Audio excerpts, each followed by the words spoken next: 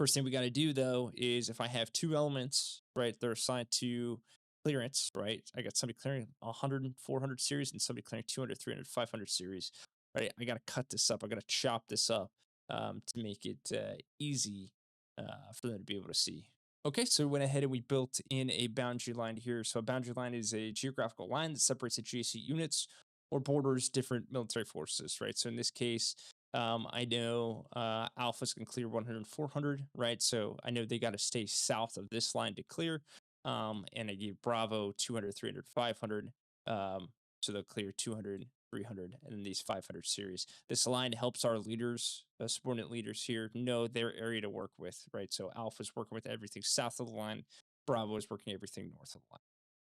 Okay, so that's great. So we divided the objective into for our assaulting forces, right? That looks really good. The only thing is, I'm going to control the tempo. Remember the characteristics of the offense, right? We got tempo is one of them. Obviously, we got the audacity and surprise with this, but really tempo and concentration are what I need on this objective to maintain mission success. And the important things to drive tempo and ensure that I have concentration and a good amount of tempo, right? They kind of go hand in hand, are going to be phase lines. So when we're looking at phase lines here, we got to kind of picture we're assaulting. Looking at it, if I'm alpha team lead and I know I got to visualize this objective, right? At putting myself as the alpha team lead, how would I take this objective? I know I got this little bowl here, right, that I split with Bravo, sitting in this bowl, kind of on the edge here within these trees. Might be a good spot for an attack by fire position, right? An attack by fire being a tactical mission task used to direct fires. That's also supported by indirect fires, but it's engaging the enemy without closing and destroying him, right? So we want to destroy, suppress, or fix or deceive him at this point, but I'm not assaulting yet, right? And that's going to be important, right? Because I got two elements. I got six guys, so 3 and 3. I'll probably leave 3 here while 3 move to this 100 series. They'll get a foothold established in the 100 series, and then I'll pick up these 3 from the attack by fire position and move them in, right? So number one, I already found one spot that I need to be set up at, and it's going to be here. So I'm going to draw a crude phase line, and we'll go back and we'll clean these up after. So I got phase line here, boom. Going to be the same for Bravo. Next thing is I'm gonna have to fight in these buildings. I know it's gonna be potentially a bit of a slug here for Bravo, or it could be a slug for either team inside the buildings, right? But a clearly marked spot outside of these buildings, once we're clear, is right outside of 101, 201, 301 to the west. The correction to the east here. So perfect. We'll add another phase line here that marks another chapter in seizing this objective. Same principle applying to the 102, 202, 303 series. I think that's another great spot for us to add a phase line. Now I have these 502, so I can't do a straight line, and that is totally okay. We can bend these control measures as we need. So, boom, same concept. We clear through 201s, 301s, 201s, 101s. We push through. We're now clearing 102, 202, 303. Okay. We then get to this transition point here, right, where 500 needs to be cleared and 400 needs to be clear, but we're at these lines here, right? So I think it's all too easy that we just need to bookend off this objective with a nice limit of advance, right? So the limit of advance being right here aligned with this road. So as Alpha's coming through, the clear through 401, and they're not going to go past this road on the east side. And then for Bravo, as they're clearing through 501, 503, 502, they're not passing 504. Right. That's an easy way for us to start phasing off the objective and take it in bite-sized pieces and making sure we have set piece, move piece, fire, and maneuver. What's great about these phase lines as well is it allows our support by fire to understand where we're at, right? So if we were to go through and label these phase lines, which I'll go ahead and do now, and boom, went ahead and labeled these and going off the male alphabetical name, right? So next thing was D. So we had Dave, Earl, Fred, and Greg for our phase lines here. But we know for the support by fire, right? If we're calling phase line Dave, and these could be tied to our X check or pro word calls over the net, right? Dave being, hey, we are at our first um, you know, position here prior to pushing external to the compound, right? We could say phase line Dave. Um, Also, if we say we are phase line Earl, Support by Fire knows, okay, they haven't passed the 0 1 series buildings, right? So 301, 201. The other thing we got to do here, right? So we got our maneuver plan, right? Now we got to understand when is the support by fire as they're shooting on this objective? When are they going to shift? And when are they going to lift fire? Okay, so thinking about this logically, right?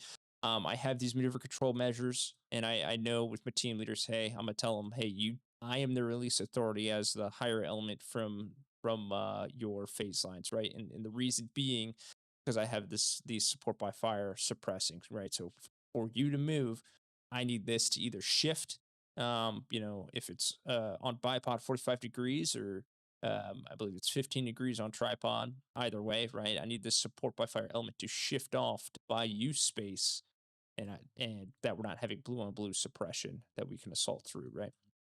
So, what we commonly do with support by fire is we get target reference points. Target reference points can be used to mark specific targets, distances for if we have a SNOT, so sniper observation team, right? They got some sniper rifles, right? It can help them dope different ranges as they move through the objective, right? But and we can also use target reference points if we have integrated mortar system with us, right? So like a 60 millimeter or whatever. We can use those as reference. That's all it is a reference point in which we want to target. So it's great here is we have some pretty good targets out the gate that we can work through. I think these bunkers are both good target reference points. Obviously, this technical is going to be a pretty good target reference point.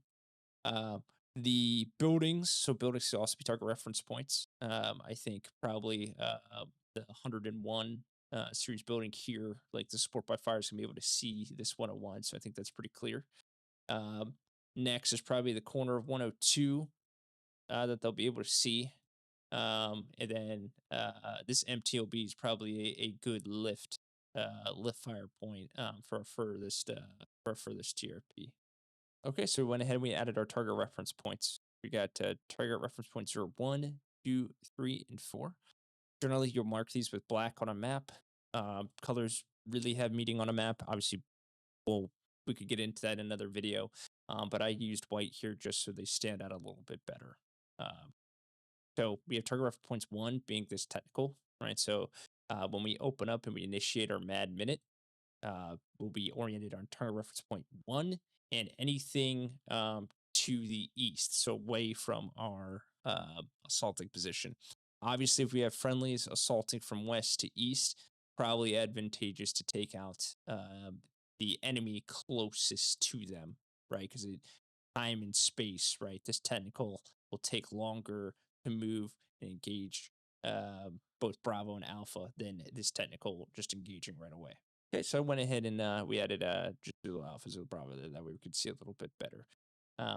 But what we now know here is, hey, when we get to phase line Dave, I need to stop Alpha and Bravo, ensure Charlie shifts from TRP1 to TRP2, which if you notice, that just buys entrance into 101, 201, 301 for the assaulting element, right? So they can now move past phase line Dave, start their clearance through 301, 201.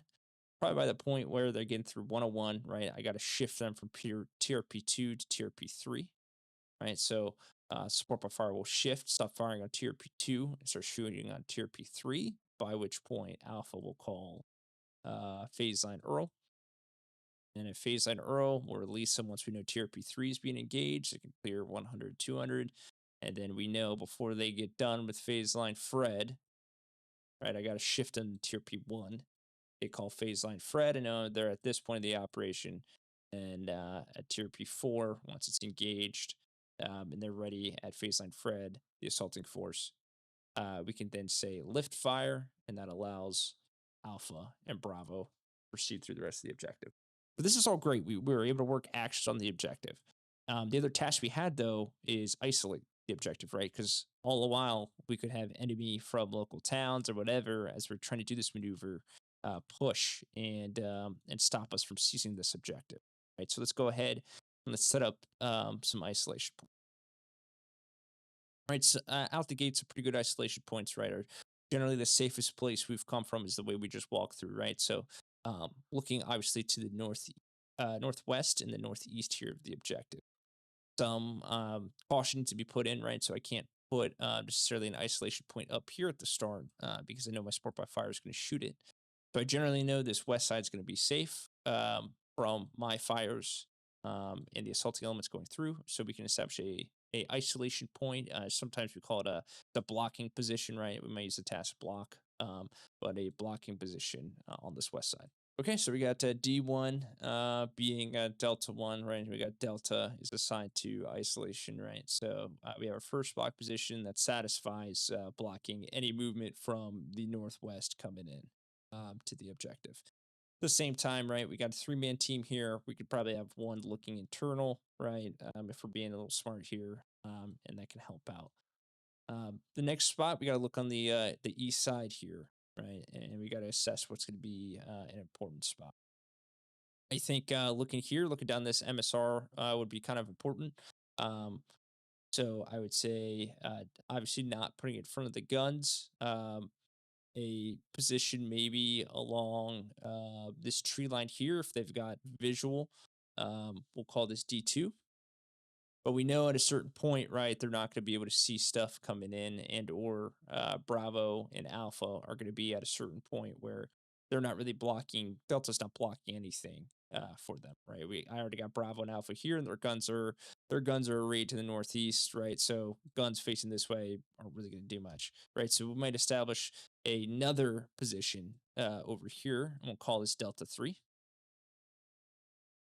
right? And what's good about Delta 3 now is by the point where Alpha and Bravo are on the objective right here, I already know that Bravo is going to be oriented pushing north. Alpha is going to probably stay where they are. And I know the Sport by Fire has lifted fire. So I can then push Delta further to be able to stop any Cura from coming in. Right. So we went ahead and we identified isolation points, Sport by Fire points, and our assault schema maneuver. All right, the final touches we could put in here is for us to really consider, right? How am I going to overmatch the enemy here? This is where our Condor, our fire sport elements can come in, right? So I already know at the gate these bunkers are going to be a problem, right? So either if we have Cass or this Condor, if it's an armed Overwatch, we can assign these some targets, right? So I want them to knock out these two bunkers, and then this MTLB is going to be a problem, right? I might have my alternate be maybe Charlie 2 has a Jav or Gustav um, that can deal with it, right? But I'm gonna go ahead and nominate it to a target. Okay, we went ahead and we assigned some targets here. So I got Charlie Sierra 0100 for this northern bunker, southern bunker, Charlie Sierra 0105. And then for this MTOB, in case we can't knock it out with support by fire, we have Charlie Sierra 0110. Those are allowing now our indirect assets to tie into this. Now, as you can see, we got a lot of moving parts on this objective, right? So it's important for us to go over rehearsals and obviously walk through with subordinate leaders what each job is, right? And understanding the sequence that this operation is supposed to happen in. Okay, so now that we set the stage for this operation, I'm going to go ahead and we'll just walk through it with the triggers that are going to cause each significant action. Um, so out the gate, we'll go ahead and we'll reset everybody in their assault positions here, and then we'll walk through how we occupy and then how we withdraw from the objective.